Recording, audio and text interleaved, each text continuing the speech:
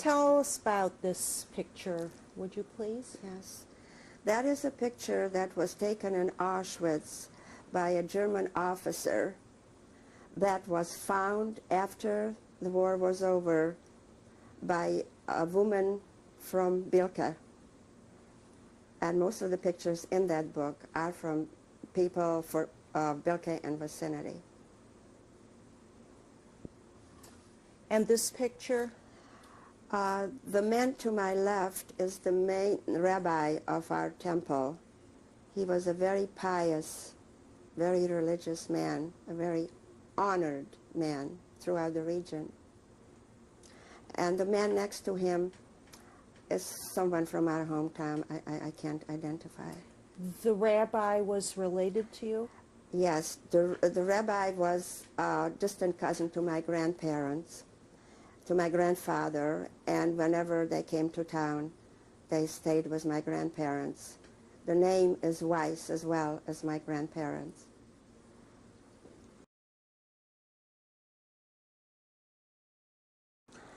We had a beautiful synagogue. Actually, there were 3 synagogues altogether, but on the main street there was this one synagogue that we went to, and the rabbi was a distant relative of my grandfather's. So whenever his parents used to come in, and they were very religious, they used to stay with my grandparents. I don't know, I'd also like to talk about the wedding that took place. The rabbi's daughter got married, and there were thousands and thousands of people, yeshiva buchers, I don't know if you know what that means, students, Hebrew school students, in the city, and it was just a big affair because the bride married an American, and he was also a rabbi, and then they came here to the United States. What was the rabbi's name? Weisz, the same as my grandparents. Can you spell that? W-E-I-S-Z. And do you remember what year this wedding was? I was about 10 years old, so I would say, no, I wasn't quite that. I would say about 1938, around there. I'm not sure, but that was the year. And it was something that, in that book that was written about our hometown, he tells you about that wedding. Tell us about this book, please. This book is a story about our hometown, Bilka.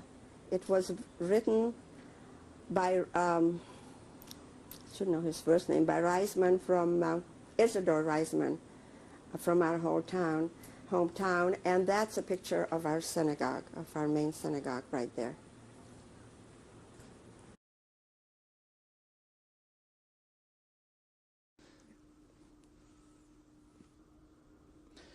Here we see a picture in this album, which was right in front when Lily Myers found it, of Rabbi Naftali Tzvi Weisz, Hashem Yidrosh Damo, may God take revenge on his blood.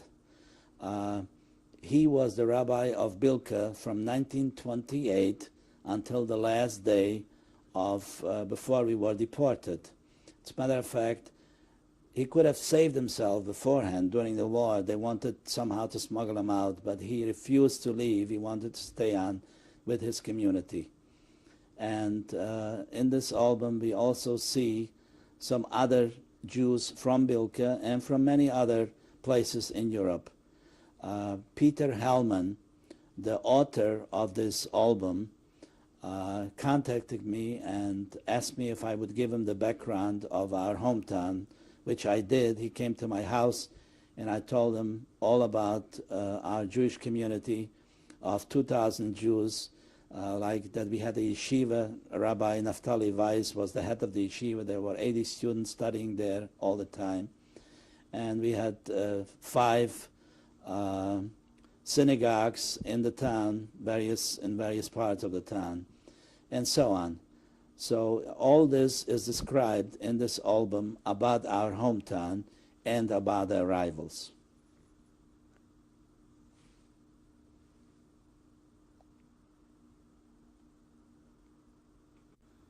The next morning, the gendarmes went from house to house. They sealed up the house, and you left everything, and just enough to carry you took with you, and you stood in the synagogue yard. The family names were called out, and everybody started to march down the main street to the train station. And the non-Jews were standing on both sides, watching happily, that here they're getting rid of the Jews. And so we were taken to the train station, and there we were loaded into boxcars, between 80 and 100 in each car, pushed in by the gendarmes and the local police and others that helped them. And we traveled in this about 40 kilometers to the city called Berehovo, where they established a ghetto. The train rails went into this place. This used to be a brick factory, huge place that had roofs over a certain, but there were no walls, just roofs, and the 4 corners were like supporters. And they divided a barrack like that to a number of families, just enough, very crowded space, according to the number of people in the family. And we brought with us a few blankets and some pillows, and that was put down on the floor, which was used for sleeping. And as far as food is concerned, they gave out in the ghetto, they gave out once a day soup. But since my family was very observant, at that time they wouldn't think of eating the soup because they weren't sure whether it's kosher or not. So we had to improvise with all kinds of things. We also bought some things on the black market. And in the yard, like outside, we used to make a fire. We put together some stones, and we collected some wood, and that's where my mother used to make the meals for the duration that we were in the ghetto. Now, in our barrack, in this place, we also used to conduct services, morning and evening. The rabbi of our town, Rabbi Naftali Weisz, was also housed, if you can call it housing, was also placed in the same barrack as we were, and a few other families from Bilka.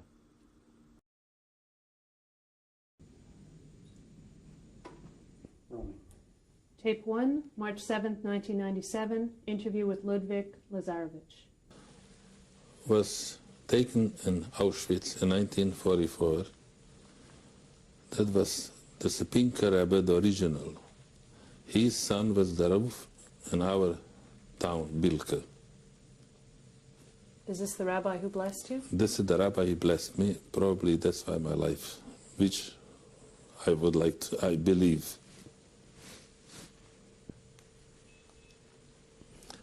This picture was taken in 1944 in Auschwitz when he arrived for this election.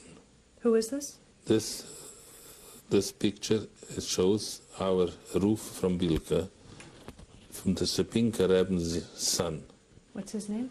This roof, his name is Naftali, Arab Naftali. Thank you. Weisz. What the rabbi looked like, Naftali Tzvi. He was tall. Before Naftali came to Bilka, we had various of rabbis, and there was always machloikas. What's that?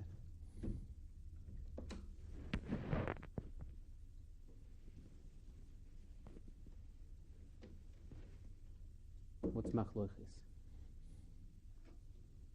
Disagreements. One was from a Polish, one was a Hungarian, one didn't conduct the service the way traditional we used to do. Yes, you know, 2 Jews and 3 synagogues. Always I remember.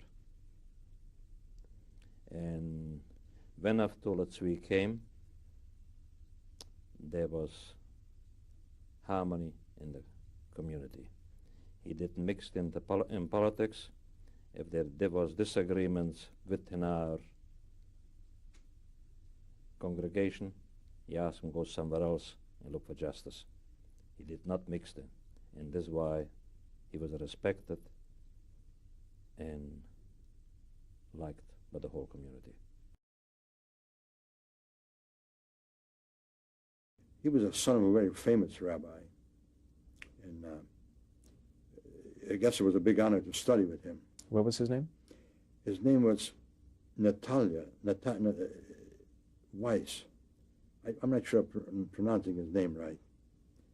And he was a young man, although if you look at his picture, he would be quite old. And he knew the people in town.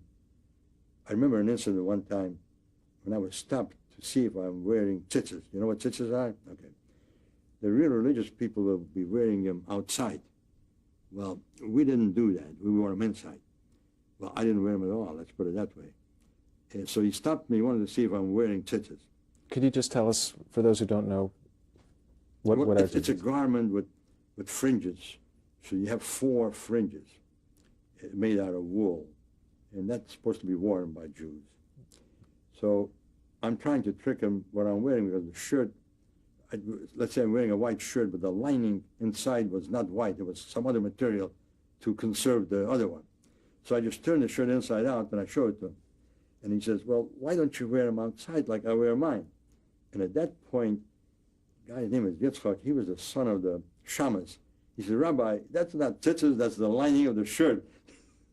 So I tried to get away with a lie to the rabbi at that point, and I never forgave that guy. He lives in Cleveland right now. I saw him a few years back, and I told him, I'm never going to forgive you for that incident that you turned me in.